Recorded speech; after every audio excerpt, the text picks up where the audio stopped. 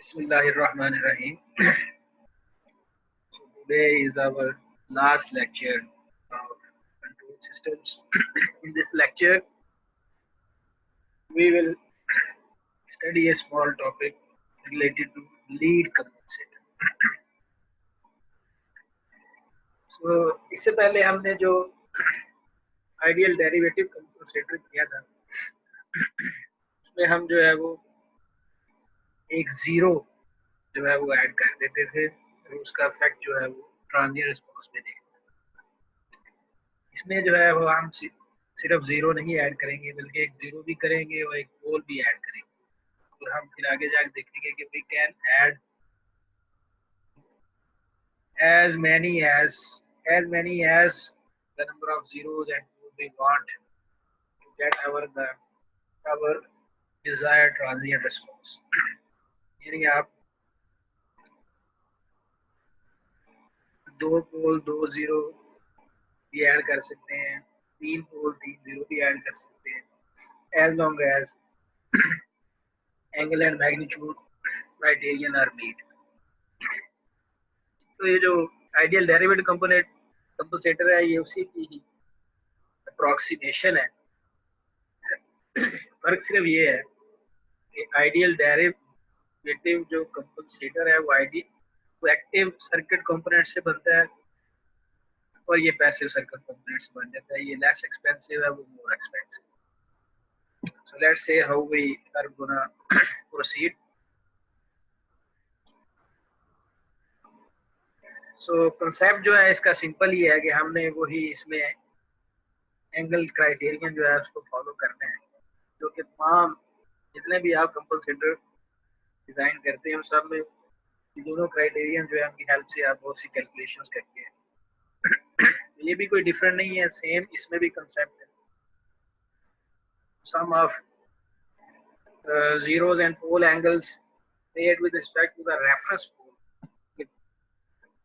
Dominant pole होता है जिस या वो पॉइंट होता है जिस पे आपने अपने सिस्टम को ऑपरेट करवाना होता है, उसके रेफरेंस से जितने भी पोल्स हैं और जितने भी जीरोस हैं उनके एंगल का सम जो है 180 डिग्री का और मल्टीपल होना चाहिए।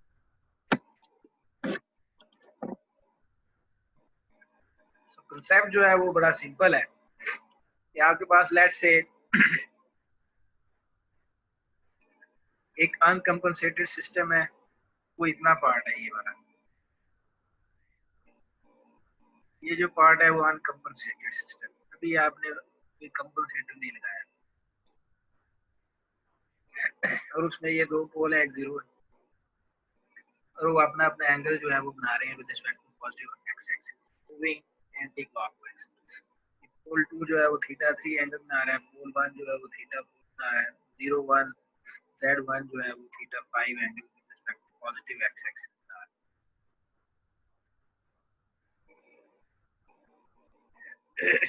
अब आपने ये देखो, इन पे गौर करेंगे, ZC पे और PC, ये आपने दो जो है वो एलिमेंट्स ऐड कर दिए, पोल जीरो पेयर ऐड करने, पोल और जीरो पेयर। एक जीरो ऐड कर दिया आपने ZC, यानी लीड कंपनसेटर की जीरो है ये, और ये लीड कंपनसेटर का पोल है ये वाला। अब इसे लीड इसलिए कहते हैं कि इसमें बाकी हमने जितने भी पढ़े हैं आपने कंपनसेटर्स, क्योंकि ये जब वेक्टर डायग्राम बनाते हैं हम या इवन जब आप लोकस भी ड्रॉ करें तो pole moving from imaginary axis towards this compensator pole है वो पहले आता है और जीरो जो है वो कंपनसेटर बाद में आती है।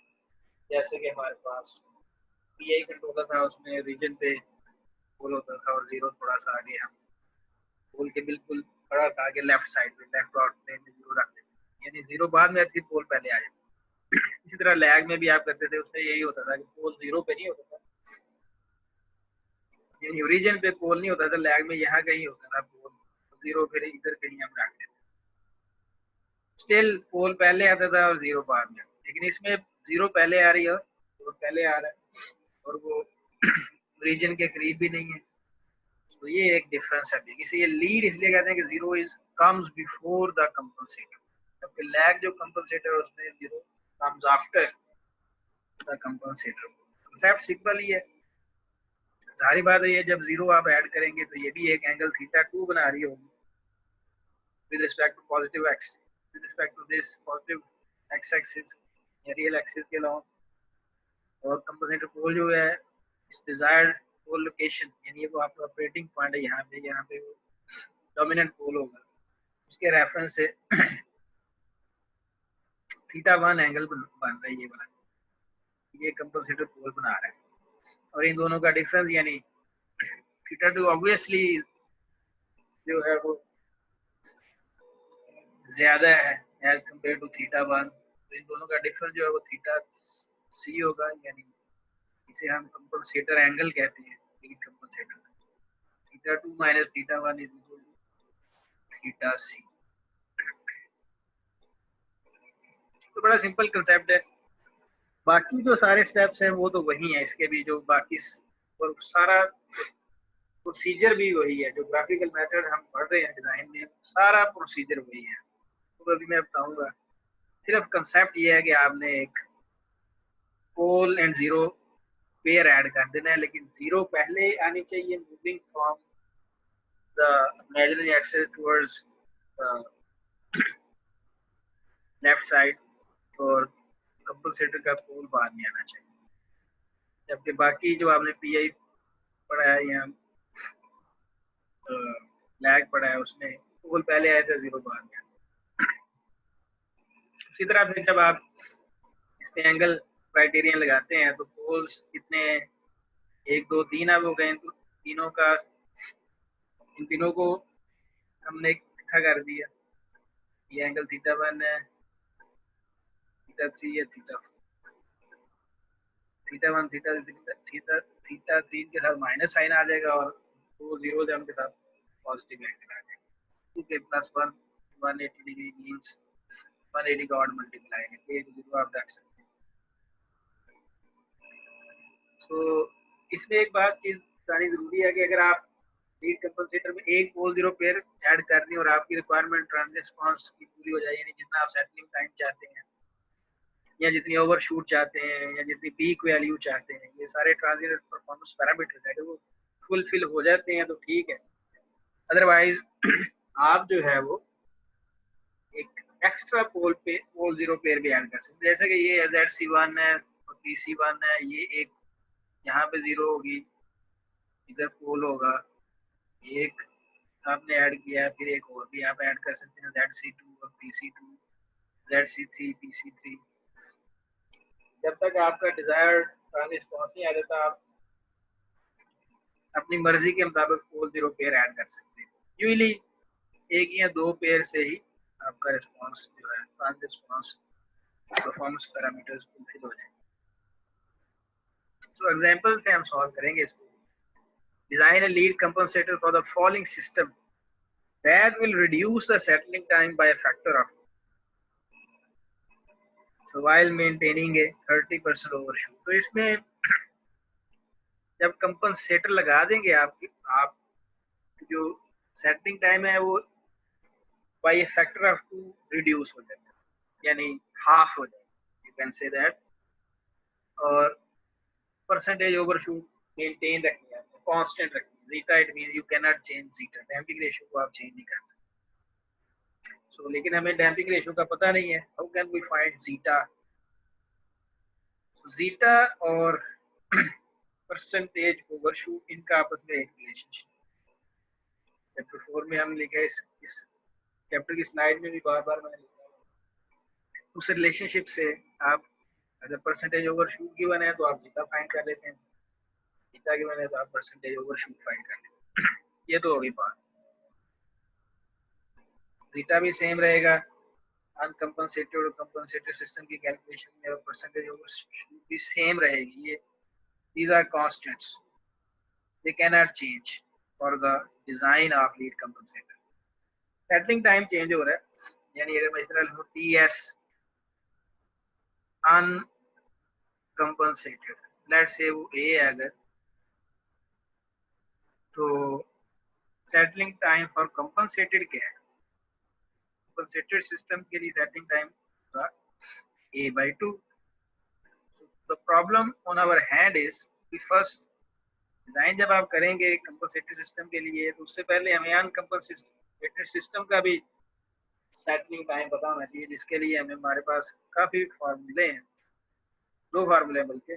4/, जीटा ओमेगा एन एक फार्मूला है, उसकी हेल्प से हम निकालते हैं। जीटा हमें पता है, ओमेगा एन अगर निकला है तो सेटलिंग टाइम फॉर अनकंपनसेटेड सिस्टम आ जाएगा। उसको 2 से डिवाइड कर देंगे तो कंपनसेटेड सिस्टम के लिए भी सेटलिंग टाइम आ जाएगा, और उस सेटलिंग टाइम की हेल्प से हम कुछ और चीजें भी निकाल लेंगे। तो स्टेप बाय स्टेप जो है वो आपने काम करना। तो मूविंग ऑन, जब भी आप डिजाइन करते हैं कोई भी कंपनसेटर तो दो तरह की कैलकुलेशन, अपनी कैलकुलेशन को आप दो हिस्सों में डिवाइड करें। सबसे पहले आप अनकंपनसेटेड सिस्टम के लिए कैलकुलेशन करें और फिर कंपनसेटर जब लग जाएगा तो उसके लिए कैलकुलेशन ज्यादा कर लें और आपका डिजाइन कंप्लीट हो जाएगा। तो जब आपने अनकंपनसेटेड सिस्टम की कैलकुलेशन करनी है तो उसमें दो चीजें बड़ी इंपॉर्टेंट है। सबसे पहले डोमिनेंट पोल्स कहाँ पे होंगे, उनकी लोकेशन और उनकी मैग्नीट्यूड कितनी होगी, रियल कंपोनेंट की वैल्यू क्या होगी। जो रियल कंपोनेंट होगा डोमिनेंट पोल का रियल कंपोनेंट एक बड़ी जरूरी इंफॉर्मेशन देता है, जिसे सिग्मा डी हम कह सकते हैं। और वो जो इमेजिनरी कंपोनेंट होता है उसे आप ओमेगा डी कह सकते हैं। और आपको पता है नेचुरल फ्रीक्वेंसी ओमेगा एन, जो कि हमें बहुत शिद्दत से उसकी जरूरत है because we want to find settling time of the uncompensated system. वो इन दोनों की रेशो, वो भी आप जो है वो निकाल देंगे, ठीक है। तो ये आपके पास पोल जीरो ग्राफ गिवन है, सिस्टम ये था, 0 पे पोल है, -4 पे है, -6 पे, 0 पे है, -4 पे, -6 पे है, 0 कोई नहीं है। इसलिए ये देखें डोमिनेंट पोल फॉर अनकंपेंसेटेड सिस्टम निकाला हुआ है, ये उसकी वैल्यू है, ये उसका रियल कंपोनेंट है सिग्मा डी, ये उसका इमेजिनरी कंपोनेंट है जो कि ओमेगा डी होता है, जिसे हम क्या कहते हैं ओमेगा डी। और जीटा आपको पता है जो कि इन दोनों की रेशियो है, जीटा कॉस जीटा के इक्वल होता है।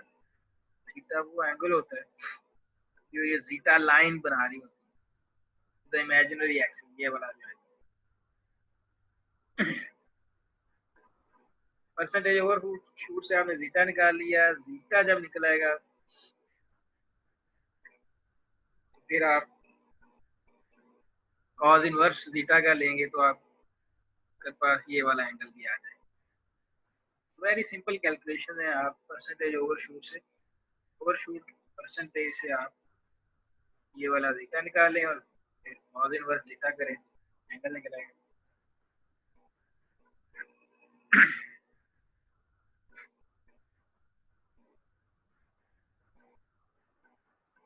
तो ये डोमिनेंट पोल की वैल्यूज उसने निकाली हुई है, ये उसने वैसे ही लिख दी है, but we have to find the real imaginary part uncompensated, इसके लिए। और ये गेन के और ये हम पहले बहुत दफा कर चुके हैं, हर कंपनसेटर जब डिजाइन करते थे तो यही हम काम करते थे। हम अनकंपनसेटेड सिस्टम के लिए डोमिनेंट पोल की लोकेशन और गेन के की वैल्यू निकालने के क्या स्टेप्स। सबसे पहले हम वैसे इसने रूट लोकस फॉर अनकंपनसेटेड सिस्टम नहीं बनाया, तो इस तरह का होगा, ये पोल इस तरह मूव करेगा, ये पोल इस तरह मूव करेगा, दरमियान में कहीं पे जाके ये दोनों मिलेंगे, ब्रेक अवे हो जाएंगे ऐसे, और ये जो है वो इंफिनिटी की तरफ चला जाएगा। तो ये कहीं पे इमेजिनरी एक्सिस पे जारी बात कट भी करेंगे, कैसे करेंगे या नहीं करेंगे वो आपको एसिम्पोट बताएंगे जो आप निकालेंगे। ट्रेड में हमने देख लिया, इसके भी एसिम्पोट 3 हो गए। एसिम्पोट कितने होते हैं वो आपको पता ही है, P - Z for transfer function. Pole इसमें ओपन लूप 3 थे, 0 0 एक भी नहीं थी, तो 3 एसिम्प्टोट्स होंगे, उनका सेंट्रॉइड कहाँ होगा और उनके एंगल कहाँ होंगे, वो चैप्टर 8 में हमने पूरा मैंने प्रोसीजर आपको बताया। अब हमारा पहला जो काम है कि हमने ये डोमिनेंट पोल की लोकेशन और के वैल्यू फाइंड करनी। तो डोमिनेंट पोल की लोकेशन के लिए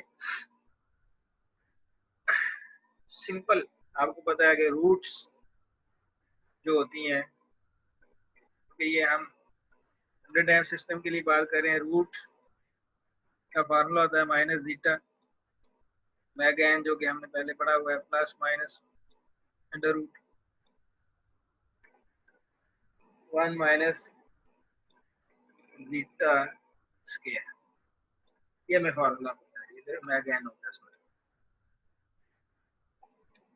तो इस फार्मूले में अगर हम मैग एन को रख देंगे, जीटा तो हमने निकाल लिया बात है परसेंटेज ओवर शूट से, मैग एन का पता चल जाए तो हम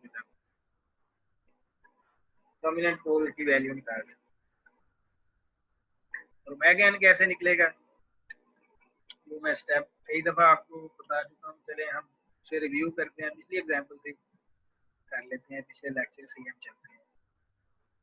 ये वो तरीका कार है मैग एन निकालने। ये आपने इक्वेशन यूज की, मैंने अभी लिखी थी, उसमें आपने जीटा यहाँ पे तो 0.174 था, वो 9.1 एग्जाम्पल के लिए, इधर आपकी जो भी जीटा की वैल्यू वो आप रखेंगे, और यहाँ पे मैग एन आ गया। मैग एन के लिए उसी तरह आप जो है इन एंगल्स ये इक्वेशन अप्लाई करेंगे, और सारी बात है। और ये जैसे ये अगर इक्वेशन लिखें, ये एंगल थीटा 3 लिखें तो वो क्या होगा, परपेंडिकुलर ओवर बेस, tan आपने लगाना है, तो थीटा 3 इज इक्वल टू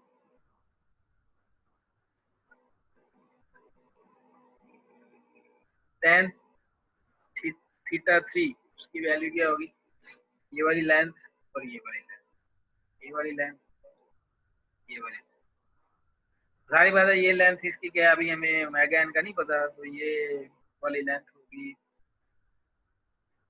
जो भी वैल्यू यहाँ पे, ये वाली इतना हिस्सा जो भी आएगा मैग एन के साथ, तो बेस इसकी क्या होगी, यहाँ तक वैल्यू 10 है, और सारी बात है रियल कंपोनेंट ये है, 10 माइनस दिस कर देंगे तो बेस आ जाएगी, तो आप जो है वो थीटा 3 आपने निकाल दें। सेम हमारी जो एग्जांपल है लीड कंपनसेशन, उसमें भी यही आपने फिलॉसफी यूज करनी है, क्योंकि जीरो अभी अनकंपनसेटेड सिस्टम के लिए कोई नहीं है, तो इसी इक्वेशन को अप्लाई करें, ये वैल्यू रखें, तो आपके पास मैग एन आ जाए। मैग एन जब आएगा तो उसे वापस इस इक्वेशन में रखेंगे, तो डोमिनेंट पोल के रियल और imaginary part in its pure form निकल आएगा।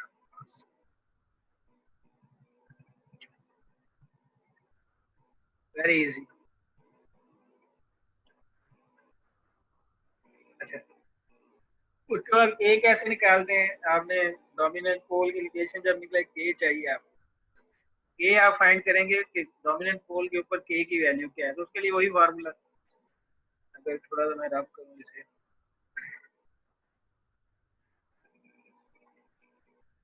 तो ए का फार्मूला है हमारे पास K is equal 1 over G F S into, इसकी मैग्नीट्यूड आप ले लें और साथ मैग्नीट्यूड ले लें एच एफ एस, इनकी फीडबैक के लिए एच एफ एस की मैग्नीट्यूड 1 ही होगी, एट व्हाट, एट डोमिनेंट, इस जगह पे, तो जी एफ एस जो होगा वहाँ एस की जगह आपने ये वैल्यू पुट करनी डोमिनेंट के, गेन की वैल्यू है, डोमिनेंट पोल जो है वो भी आ जाएगी, वेरी इजी, पहले भी हम कर चुके हैं। तो ये हम कंपनसेटेड सिस्टम के लिए आपकी कैलकुलेशन पूरी होगी, अब सिर्फ उसका रह जाएगा सेटलिंग टाइम। तो सेटलिंग टाइम की कैलकुलेशन पहले बताई हुई आपको, अनकंपनसेटेड सिस्टम के लिए 4 ओवर जीटा मैग एन, बीटा भी निकल चुका है, मैग एन भी निकल चुका है, ये दोनों वैल्यू रखेंगे, वन कंपनसेटेड सिस्टम का सेटलिंग टाइम आ जाएगा। अब हमारा डिजाइन बहुत आसान है। तो ये देखें, ये जो कंपनसेटेड सिस्टम रहेगा तो उस केस में ये आपका ऑपरेटिंग पॉइंट बनेगा, यानी आपका पोल यहाँ पे आएगा, फिर डोमिनेंट पोल चेंज हो जाएगा जब आप कंपनसेशन करेंगे। लेकिन जीटा लाइन वही है, परसेंटेज ओवरशूट भी वही रखनी है, हमने मेंटेन करनी है ना अकॉर्डिंग टू प्रॉब्लम। जीटा की वैल्यू वही रहेगी, ओवरशूट भी 30% ही रहेगी। लेकिन अब आपका डोमिनेंट पोल यहाँ शिफ्ट हो गया, यहाँ पे के की वैल्यू भी कोई ना कोई होगी, यू के टू आप कह लें, भी फाइंड कर सकते हैं हम इजीली। उसी तरह जीएफएस फॉर्मूला लगाए जो पीछे मैंने अभी बताया था, और उसमें ये एस की वैल्यू रखें तो आपको के भी निकलेगा। लेकिन ये वैल्यू कहाँ से आएगी, वेरी, यही मेन काम। तो सेटलिंग टाइम आपके पास निकल चुका है, ठीक है। अनकंपनसेटेड सिस्टम का कोई भी लेट्स से ए वैल्यू अभी आई है 4 ओवर जीटा मैगन से, कंपनसेटेड सिस्टम का सेटलिंग टाइम भी आप निकाल लें a/2 करके, क्योंकि ऑफ हो जाना ना वो। तो जब सेटलिंग टाइम निकल आएगा तो एक बड़ा फेमस फार्मूला और भी है, सेटलिंग टाइम को एक दूसरे तरीके से लिख सकते हैं, तो मैं आपको बता दूंगा। ये देख, यानी TS is equal to 4 over omega D. Omega D है ना, रियल कंपोनेंट है ऑफ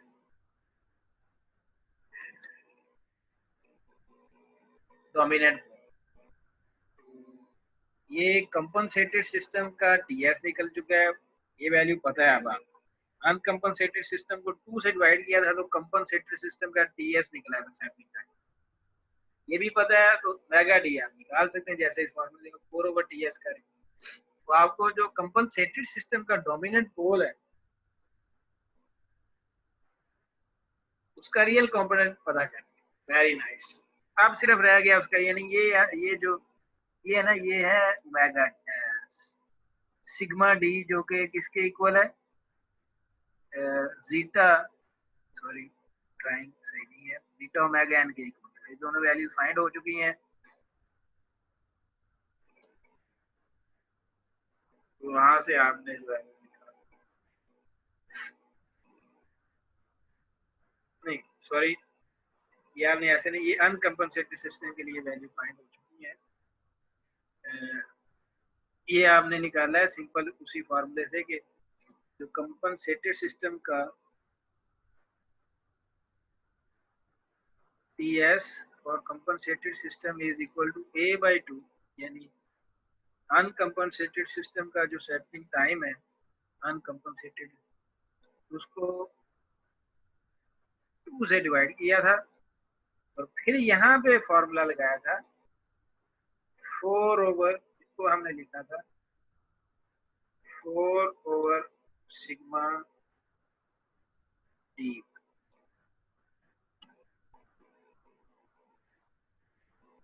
4 ओवर सिग्मा डी। तो ठीक है, हमें ये वैल्यू पता चली कंपनसेटेड सिस्टम का, वहां से 4 ओवर दिस करेंगे तो सिग्मा डी ये -2.101 आ जाएगा। अब रह गया सिर्फ बात कि how can we find the imaginary part of the ये वाला हिस्सा, इसको कैसे फाइंड करेंगे। कंपनसेटेड सिस्टम का जो डोमिनेंट पोल है, जो लोकेशन है पोल की, उसका इमेजिनरी पार्ट कैसे, वो बड़ा इजी है। अगर आप गौर करें तो ज्योमेट्री की हेल्प आपको लेनी पड़ेगी। तो उसका तरीका बताया हुआ है कि आपको ये हाइट चाहिए, ये वाली यहाँ तक, यहाँ से अगर परपेंडिकुलर ड्रॉप करें तो ये हाइट चाहिए आपको। लेट्स से हम ये रेक्टेंगल बना लेते हैं यहाँ पे, जो मैं पिछली एग्जाम्पल में सारे स्टेप कर चुका हूँ, यहाँ पर मैं रिपीट कर रहा हूँ। ठीक है, ये एंगल 90 है और ये एंगल कितना है, ये टोटल एंगल 180 है, उसमें ये एंगल भी 90 है और ये एंगल क्या था, ये था cos inverse G, 90 plus this जो भी आंसर आएगा उसको 180 से माइनस करेंगे तो ये एंगल आ जाएगा। ठीक हो गया। अब हमें ये वैल्यू चाहिए ताकि ये वैल्यू निकल आए।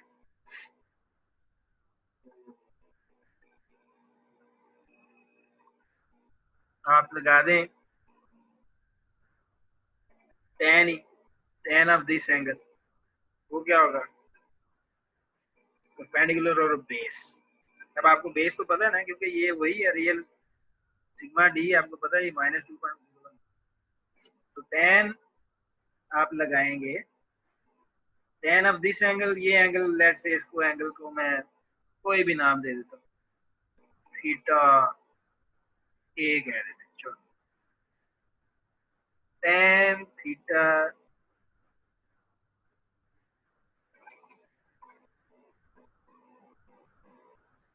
थीटा ए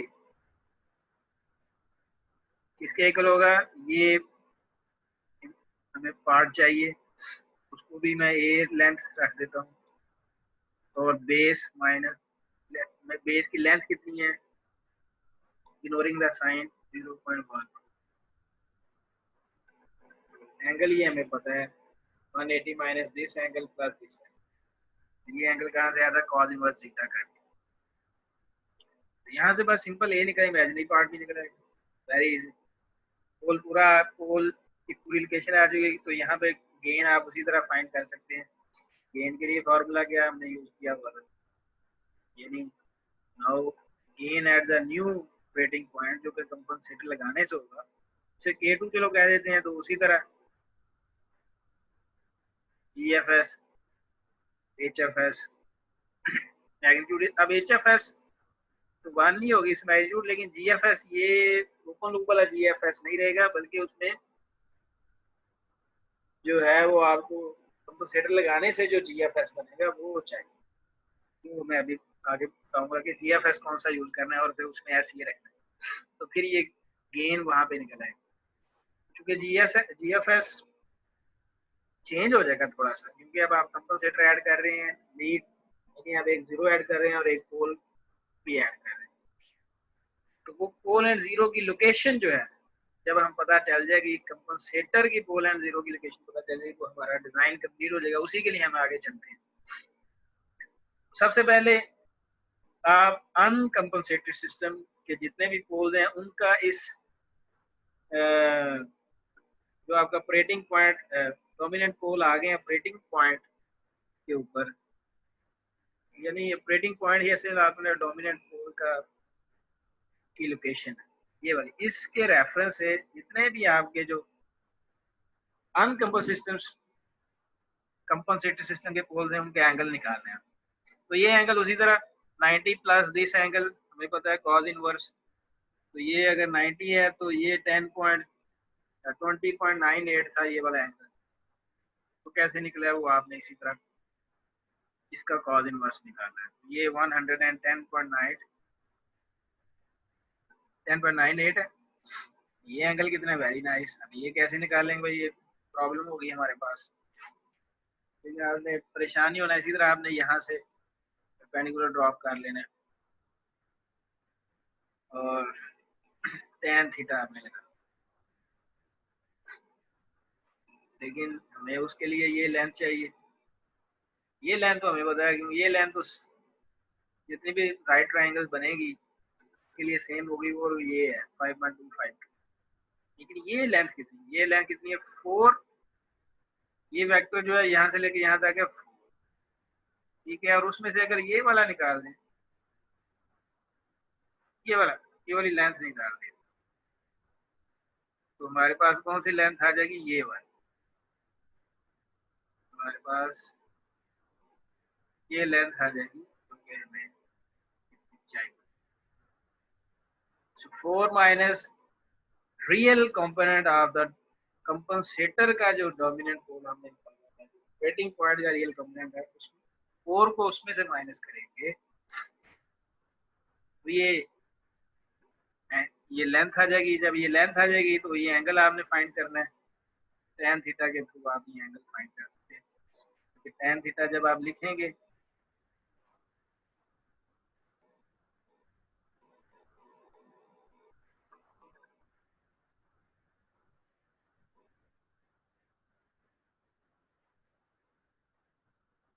tan थीटा जब आप लिखेंगे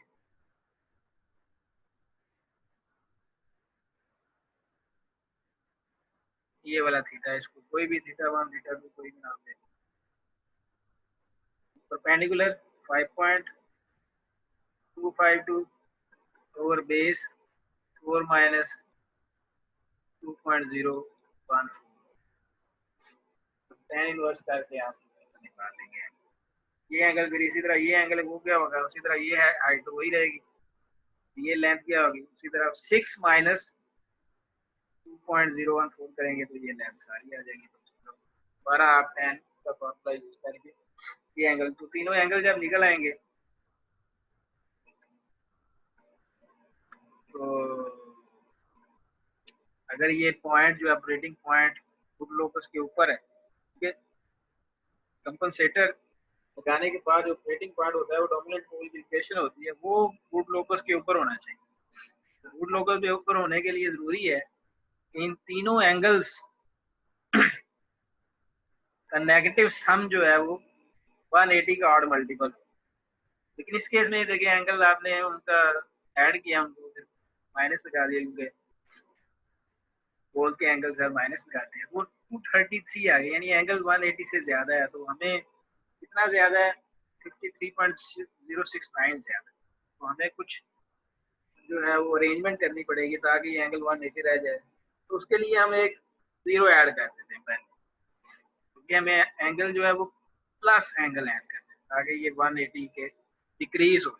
माइनस में करेंगे तो पोल जो है वो माइनस का एंगल देगा, तो ये 180 233 से ज्यादा हो जाएगा, जो कि अनडिजायरेबल है। हमने 180 तक लेके आना, तो एक जीरो मस्ट बी एडेड।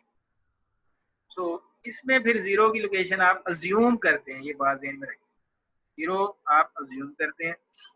-5 के ऊपर यहाँ पे आप एक जीरो आपने ऐड अज्यूम कर लिया कि यहाँ एक जीरो हमने ऐड कर लिया, तो जीरो का इफेक्ट क्या होगा, ये जीरो आपने यहाँ पे देखे ऐड की, जीरो कितना एंगल आप बना रहे हैं -5 पे कितना, ये भी एंगल उसी तरह ये आपको लेंथ पता है 5.252 है, ठीक है, और ये लेंथ अगर आप पता चल जाए तो tan थीटा करके आप जो है ये एंगल भी निकाल सकते हैं। तो ये लेंथ कितनी होगी 5 माइनस दिस जो कि रियल कंपोनेंट 2.014, ये हाइट में आपको पहले ही पता है, तो ये एंगल 60.38 किया, तो प्लस इसमें 60.38 करेंगे उसी इक्वेशन में, लेकिन ये अभी भी मतलब 180 नहीं रहा, -172.69 अब हो गया, 180 से अब कम हो गया, पहले 180 से ज्यादा था, अब हमने जीरो -5 पे ऐड किया है तो 180 से कम हो गया, तो अब हमें इट मीन के पोल ऐड करना पड़ेगा, और वो उसके एंगल कितना होगा 180 आपने करना है, तो इसमें कितने डिग्री ऐड करें 7.31 ऐड करें तो एग्जैक्ट 180 आएगा, यानी हमें एक पोल एक ऐसी जगह पे ऐड करना पड़ेगा जो एंगल क्या बनाएगा with respect to this dominant pole 7.31, वो पोल काफी पीछे होगा इस तरफ, ये छोटा सा एंगल बन रहा है, ये तो 60 है 60-45 है, तो पोल बहुत पीछे होगा, काफी लेफ्ट पे होगा, उसका फायदा एक और भी होगा कि वो उस पोल को हम जो है, क्योंकि हम सेकंड ऑर्डर सिस्टम से आगे हमें नहीं पता कि सिस्टम की परफॉर्मेंस पैरामीटर कैसे निकालते हैं, तो वो जो हमारी कंडीशन भी सेटिस्फाई होगी है कि जब एक पोल जो है क्लोज लूप सिस्टम का वो 5 टाइम्स अवे हो डोमिनेंट पोल जिस जगह पे है रियल एक्सिस के ऊपर जो उसकी प्लेस बनती है, यानी ये इमेजिनरी एक्सिस से डोमिनेंट पोल इतना दूर है, तो इससे अगर 5 जितना ये डिस्टेंस है उसका 5 टाइम्स आगे अगर कोई पोल होगा तो उसे हम उसका फैक्ट जो है ट्रांजिएंट रिस्पॉन्स पे वो हम निगलेक्ट कर सकते हैं और सिस्टम को सेकंड ऑर्डर ही समझ सकते हैं, तो वो भी हमारी कंडीशन फुलफिल हो जाएगी कि पोल जो है वो हमने इस जगह पे ऐड करना है कि एंगल वो सिर्फ 7.31 है, तो आप इमेजिन कर सकते हैं कि वह मजीद आपको लेफ्ट साइड पे जाना पड़ेगा पोल को ऐड करने, तो उसको थोड़ा सा आगे उसने बताया, यानी इसको मैं थोड़ा सा ऐसे विजुलाइज भी कर सकता हूँ, जीरो जो थी कंपनसेटर की -5 पे थी, आपने ऐड की, सिलेक्ट कर ली -5 पे, आप सिर्फ 7 पे भी कर सकते हैं, लेकिन -7 पे कर सकते हैं, -4 पे कर सकते हैं। उस हिसाब से फिर आपको कंपनसेटर पोल का जो एंगल निकलना चाहिए वो निकल आएगा। जैसे ये -5 पे हमने रखा था, तो हमने देखा कि हमें कंपनसेटर पोल जो एंगल बनाएगा with respect to the rating point वो 7.31 हो जाएगा। ये 7.31 भी हो सकता है, ये 14 पॉइंट समथिंग भी हो सकता है, ये 15 भी हो सकता है। वो आप पे डिपेंड करता है कि आपने जीरो कहाँ पे लिया हुआ कंपनसेटर। -5 पे लिया था तो इस वजह से ये 7.351 आ रहा है। अगर -6 पे लेते, 4 पे लेते, माइनस की वैल्यू कुछ और आती है। Very good, so it's very easy. यानी ये अगर जीरो कंपनसेटर की जेड सी यहाँ पे थी तो पोल यहाँ पे घर पे बना था पी सी जो है, और ये लेट से आपका डोमिनेंट पोल था कंपनसेटर सिस्टम का, तो एंगल इस तरह जो गया ये एंगल 7.31 के राउंड बोर्ड पर। ठीक है, अभी भी मैंने बहुत करीब बना दिया, इसको मजीद यहाँ पे करके ताकि एंगल भी आपको छोटे। तो समझाने के लिए हमने ये निकाल दिया कि ये ज्योमेट्री का सहारा लिया है। ग्लैड से ये वो लोकेशन है जहाँ पे कंपनसेटर पोल रखना पड़ेगा लाजमी, और वो एंगल उसे इस रेटिंग पॉइंट के रेफरेंस से पॉजिटिव एक्स एक्सिस 7.3 एंगल बनाना। ये एंगल हमें पहले ही पता है, हम इस लोकेशन को फाइंड करना चाहते हैं, किस जगह पे होगा, एस की वैल्यू क्या होगी। बहुत इजी हो गया। उसी तरह इस जगह से परपेंडिकुलर ड्रॉप करेंगे तो रीजन से ये डिस्टेंस वही होगा जो इस ऑपरेटिंग पॉइंट का सिग्मा डी है, यानी जो उसका रियल कंपोनेंट है, ये इमेजिनरी कंपोनेंट सारी बात है, ये हम पहले निकाल चुके हैं। तो ये पॉइंट लेट से उस पॉइंट की नाम पी सी हमने दे, ठीक है। तो tan 7.31 फिर क्या होगा, परपेंडिकुलर 5.25 ओवर बेस इस रेक्टेंगल। इसकी बेस क्या होगी, पी सी माइनस दिस, यानी पी सी माइनस 2.01। तो सिंपल कैलकुलेशन से पी सी फिर किस जगह होगा, 42.96। तो अब आपको जीरो का भी पता चल गया कंपनसेटर की कहाँ पे है, अभी -5 पे है, वेरी नाइस। और पी सी कहाँ पे है, कंपनसेटर लीड कंपनसेटर वैसे जो पोल ऐड किया वो किस जगह पे है, -42 पॉइंट। तो अब आपका डिजाइन कंप्लीट हो।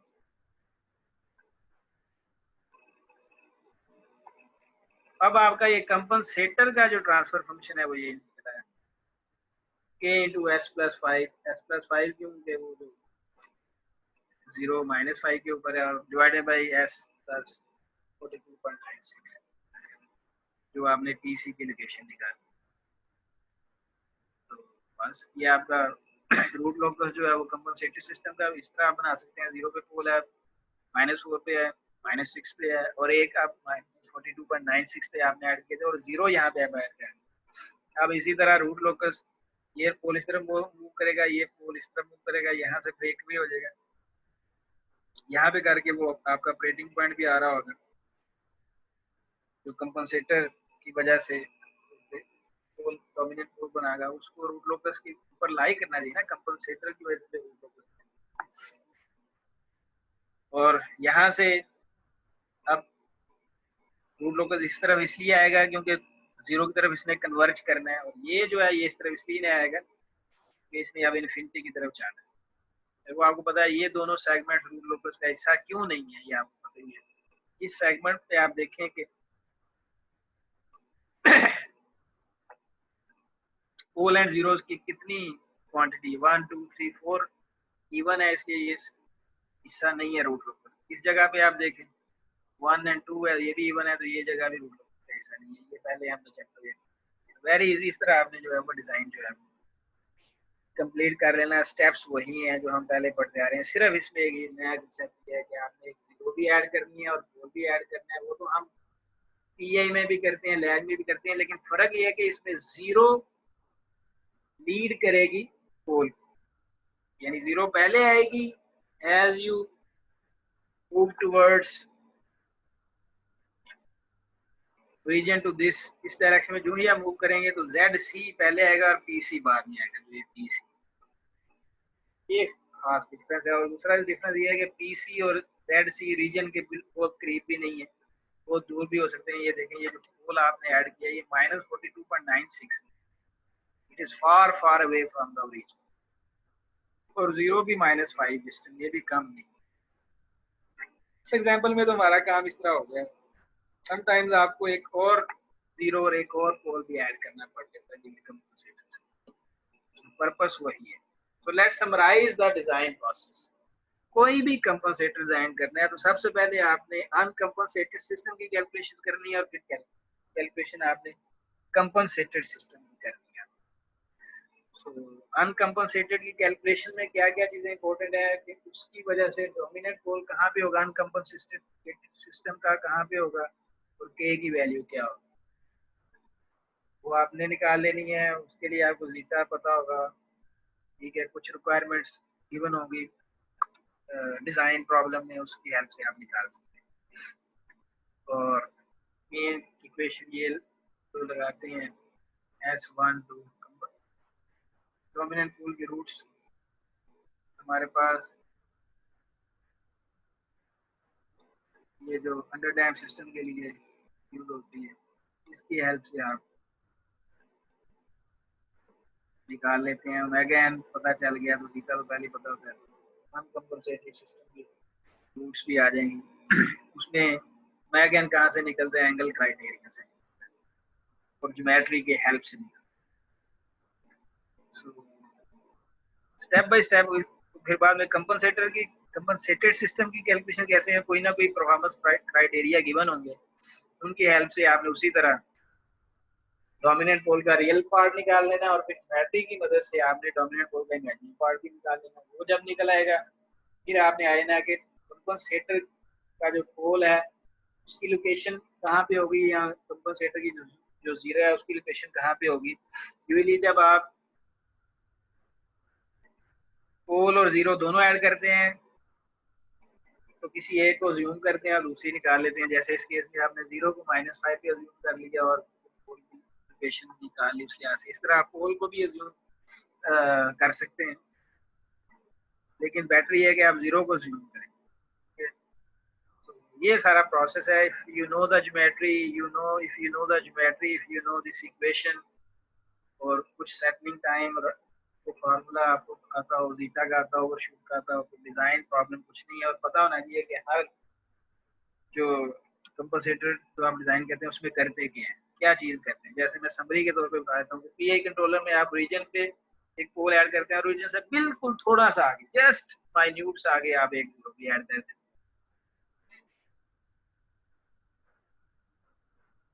और उसके बाद जो आपका दूसरा है, पीआई के बाद लैग जो किया था उसमें जीरो वन पोल ऐड तो करते हैं, लेकिन पोल जीरो रीजन पे नहीं होता, रीजन से थोड़ा सा आगे होता है, और जीरो बिल्कुल उसके करीब होता है। डेरिवेटिव जो है कंपनसेटर जो है उसमें सिर्फ आप जीरो ही ऐड करते हैं, पोल नहीं ऐड करते। और उसके बाद ये आ जाता है आपके पास लीड कंपनसेटर, इसमें आप जीरो पोल दोनों ऐड करते हैं, लेकिन इसमें सिर्फ ये है कि कंपनसेटर का जो जीरो होगा वो पहले आएगा जब आप इमेजिनरी एक्सिस से इस डायरेक्शन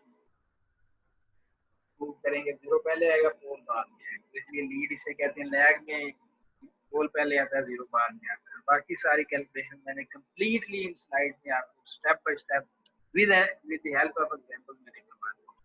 तो अब कुछ रिजल्ट चेक करते हैं कि आगे रिजल्ट क्या है। ये तीन तरह के उसने कंपनसेशन किए हैं, यानी तीन तरह के लीड कंपनसेटर यूज किए। ये आपका ओरिजिनल अनकंपनसेटेड सिस्टम था। एक कंपनसेशन उसने ये किया कि S-5 पे जीरो रख दी जेड सी, और S-42.96 पे आपने पीसी निकाल लिया। और उस लिहाज से आपने देखा डोमिनेंट पोल जो अनकंपनसेटेड सिस्टम के वो ये थे, कंपनसेटेड के ये हैं कि ये निकला है, कि हमारे पास ये निकला है। जीटा तो सेम रखना है क्योंकि हमने ओवरशूट सेम रखी हुई है। मैगन चेंज हो गया, अनकंपनसेटेड का ये निकला है, कंपनसेटेड का ये निकला है। कंपनसेशन जब ए आपने की है, ओवरशूट सेम रखनी है आपने। सेटलिंग टाइम ये देखिए, इसका 3.972 है, इसका बहुत कम हो गया, तो ये फास्ट है, हाफ हो गया।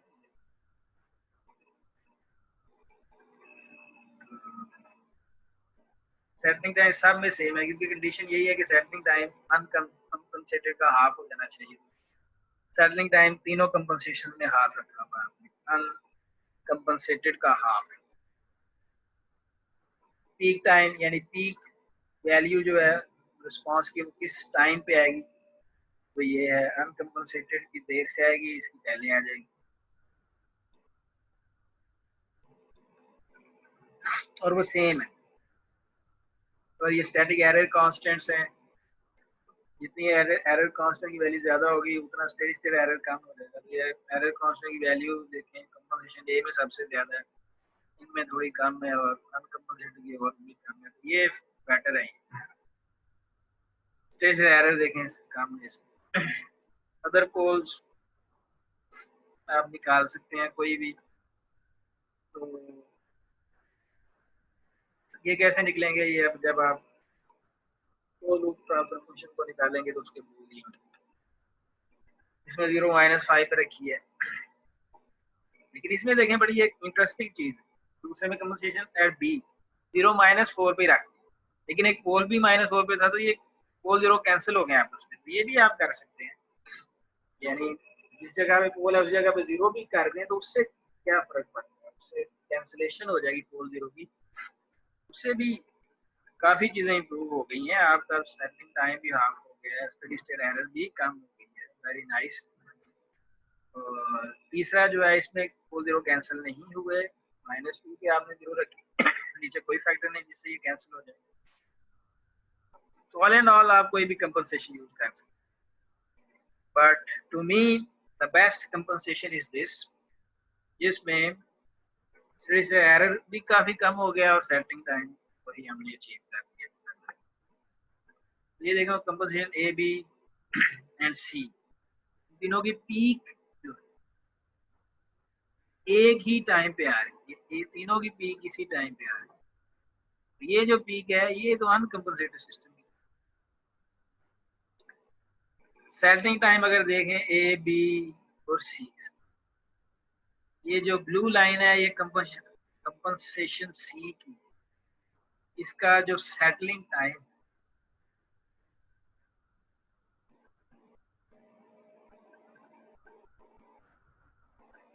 वो ये है, बाकियों का भी तकरीबन वही है सेटलिंग टाइम। ठीक है, सेटिंग टाइम तीनों ए बी सी का सेम है, क्योंकि इसे हमें पता है, यहाँ से पता चलता है सेटिंग टाइम तीनों का सेम।